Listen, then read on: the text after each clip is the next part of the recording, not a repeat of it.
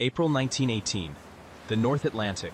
A merchant vessel cuts through darkened waters, but somewhere beneath the surface, death waits.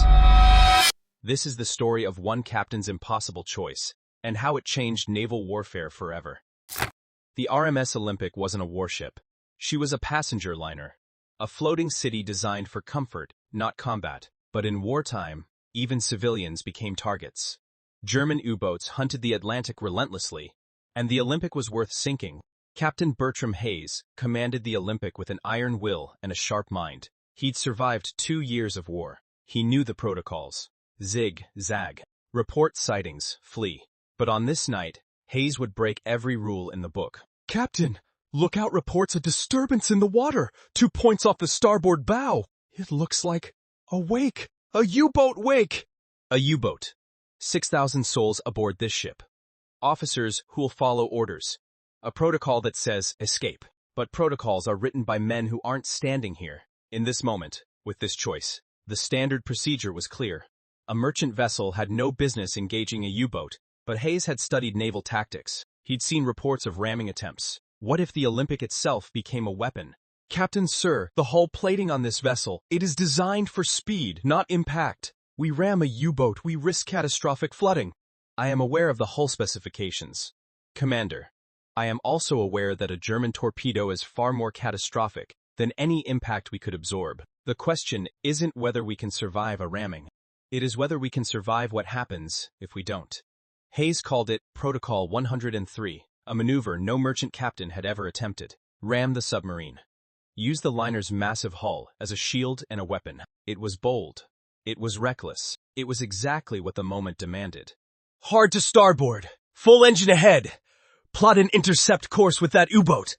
I want us directly in its path. Captain, sir, the passengers, if this fails, if we're hit, the evacuation protocols alone could cost lives. Are you certain? Certain? No. No man is ever certain in war. But inaction is a choice too. And inaction means 6,000 casualties and a U-boat returning to hunt again. Protocol 103 isn't certain, but it is our only play." Somewhere below the waves, the German U-boat captain was also making calculations. He saw the Olympic on his periscope. A massive target, a slow-moving liner. An easy kill. He had no idea what was about to happen. "The Olympic. The unsinkable ship today. She sinks. Today, I secure my place in history. Captain, the U-boat is raising its torpedo tubes. Launch imminent." Brace for impact. All hands secure. This is no drill. 2 massive vessels were now on an inevitable collision course. The U-boat, lethal but fragile. The Olympic, enormous but vulnerable. In seconds, everything would change. "Fire!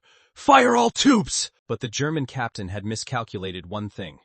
The Olympic's acceleration. The massive liner was moving faster than any merchant vessel should be able to move. Hayes had ordered every engine pushed beyond rated capacity. "Captain, the torpedoes, they've missed. They're passing behind our stern." All that matters is what happens next. Steady as she goes. We're about to make history. "Got him, Himmel! The ship, it is turning toward us. They're charging." What happened next lasted only seconds. But those seconds would be talked about in naval academies for decades to come. The Olympic's reinforced bow struck the U-boat's hull with the force of a sledgehammer. The Olympic's passengers felt it. A massive shudder ran through every deck. Crystal glasses fell from tables. Chandeliers swayed violently. But the ship held. "Captain, we've hit something." The impact was incredible, but our hull is holding. All watertight doors, secure. But beneath the waves, the U-boat was going down. The ramming had crushed its hull. The water pressure did the rest. SMU-103, a veteran submarine that had sunk dozens of ships, was fatally wounded. The German captain and most of his crew were lost. 46 men died in the depths of the Atlantic. They were casualties of a maneuver that was never supposed to work. They'll call it reckless, they'll call it impossible, but it worked. 6,000 souls lived because of a decision I made in seconds. That is the burden and the privilege of command. The Olympic's bow bore the scars of the collision. Deep gouges marked the reinforced hull, but the damage was superficial. The ship's integrity was intact. The Olympic would survive. "Captain Hayes, sir, the engines are holding steady. We can make port in Liverpool. The repairs will take weeks, but the ship will sail again." News of the Olympics' victory spread quickly. A merchant vessel, no military weapons, no armor plating, and yet it had sunk a German submarine. The impossible had become reality. Military strategists were baffled. How was this possible? But Captain Hayes had understood something fundamental in war. The best defense isn't always retreat. Sometimes it is counterattack. The Olympic never sank. She survived the Great War. She survived World War II. She lived until 1935, one of the most celebrated ships in history. But the 17th of April 1918 remained her finest hour. Captain Bertram Hayes lived to the age of 92. He never gave interviews about Protocol 103. He never sought glory or recognition. He simply did what captains do, made impossible decisions to save lives. The Olympic remains the only merchant vessel of the Great War to sink an enemy submarine by ramming. Protocol 103 was never officially adopted.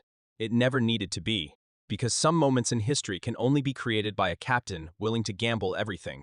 History leaves us with one question. Was Captain Hayes a genius for risking everything to save 6,000 lives, or reckless for gambling them all on one decision? If you were in his position, would you attack the U-boat or follow protocol and try to escape? Comment your answer and defend your choice.